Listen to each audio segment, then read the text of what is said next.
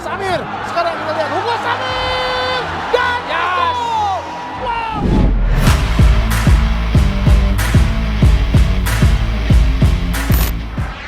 Kirgistan diselimuti duka, Timnas Indonesia U24 dapat keuntungan di Asian Games 2023.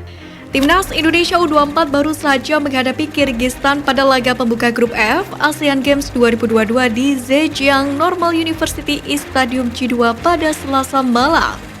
Duel ini sekaligus mencetak sejarah buat kedua tim ini, sebab pertandingan tersebut menandai pertemuan perdana bagi Timnas Indonesia U24 dan Kirgistan U24. Karena memang sejauh ini kedua tim belum pernah bertemu pada ajang apapun.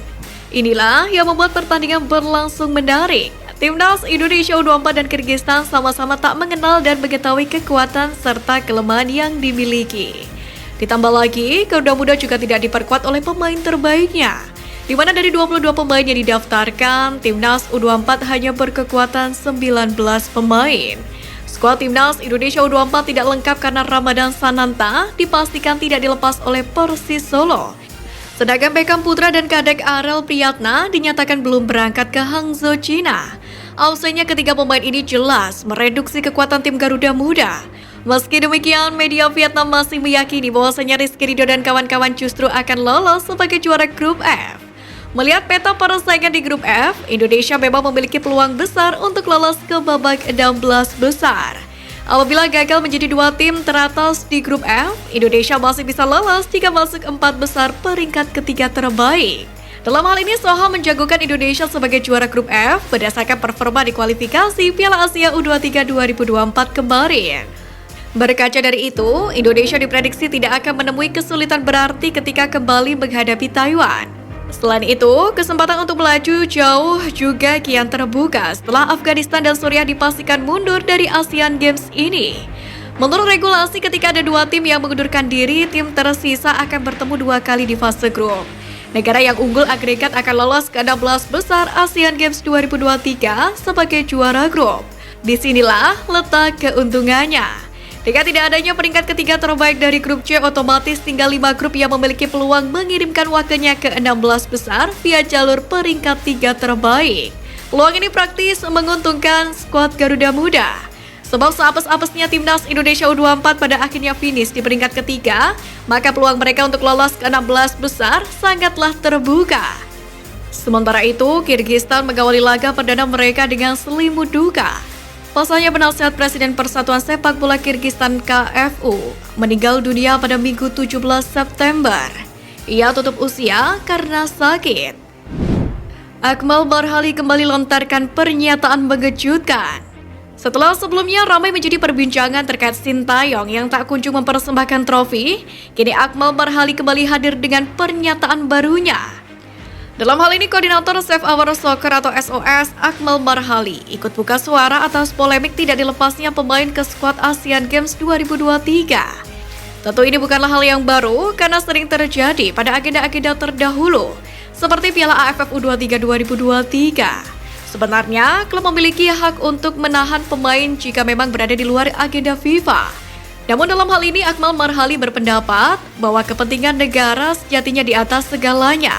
Terlebih kompetisi sendiri merupakan wadah menempa pemain untuk Timnas Indonesia. Masih segar dalam ingatan bagaimana klub dan tim nasional berebut pemain pada Agustus 2023 kemarin.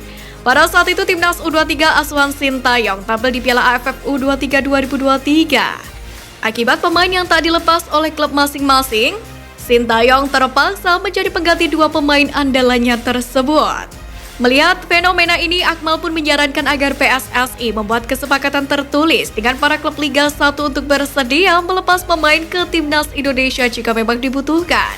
Seiring dengan itu, jadwal kompetisi dalam negeri pun juga harus disesuaikan dengan agenda Timnas Indonesia. Penting ke depan untuk dibuat kesepakatan atau MOU bersama bahwa klub wajib melepas pemainnya ketika dibutuhkan untuk berjuang bersama Timnas. Jelas Akmal Marhali. Tidak hanya itu, Akmal juga menekankan kepada PSSI agar tegas memberikan sanksi buat klub yang enggan lepas pemain ke Timnas Indonesia. Tujuannya adalah agar penilaian kualitas Timnas Indonesia pun semakin terukur. Erick Thohir bangun mental pemain Timnas Indonesia. Presiden FIFA kirim permintaan khusus. Sebentar lagi Indonesia akan menjalankan perannya sebagai tuan rumah Piala Dunia U17 setelah sebelumnya ditunjuk untuk menggantikan Peru. Dalam hal ini, Presiden FIFA Gianni Infantino menjelaskan, Piala Dunia U17 memiliki peran penting bagi perkembangan sepak bola dunia. Pasalnya, ini adalah kesempatan bagi pemain muda untuk unjuk gigi dan mendapatkan perhatian internasional. Dia pun berharap lewat ajang ini akan muncul pemain-pemain bintang di masa depan. Berharap Piala Dunia U17 2023 bisa mendapatkan sambutan khusus. Indonesia sendiri akan mendapatkan penghormatan sebagai negara di kawasan Asia Tenggara yang menggelar ajang ini untuk pertama kali. Hal penting lainnya adalah bahwa Indonesia akan melakukan debut turnamen mereka, dan itu akan menjadi dorongan besar bagi permainan indah di wilayah ini, menginspirasi anak perempuan dan laki-laki di seluruh Indonesia dan negara-negara tetangga untuk memainkan permainan yang kita semua cintai. Jelas Presiden FIFA. Sementara itu, sebagai persiapan, rombongan Indonesia U17 telah tiba di Jerman sejak Senin kemarin.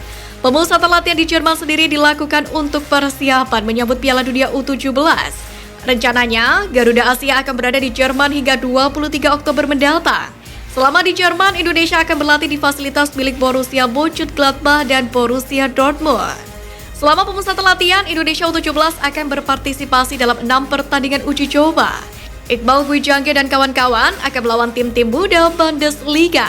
Selama di Jerman, konsultan pelatih PSSI Frank Wormuth pun mendampingi dan akan mengawasi tim agar tetap berada di jalan yang benar. Upaya PSSI meningkatkan sepak bola Indonesia ini pun disebut Bundesliga, sama seperti jalan yang dirintis oleh India, Thailand, dan Vietnam. Kini, sepak bola 3 negara tersebut pun terus meningkat. Dalam hal ini, Chief Marketing Officer Bundesliga International Pierre Nubert mengatakan bahwa sejak lama Bundesliga sudah berhasil melahirkan banyak pemain muda berbakat. Pihaknya pun siap membantu perkembangan Garuda Asia. Pierre Nubert pun senang dengan kerjasama yang terjalin dengan PSSI, di mana hal ini sejalan dengan visi dan misi yang dimiliki oleh Bundesliga itu sendiri. Ketua PSSI Erick Thohir pun juga senang dengan program pemusatan latihan Timnas Indonesia U17 di Jerman. Apalagi skuad muda Indonesia akan mendapatkan atmosfer kompetisi yang baik. Erick Thohir pun juga berharap program ini tak hanya menjadi program latihan biasa, namun bisa meninggalkan legasi bagi sepak bola tanah air.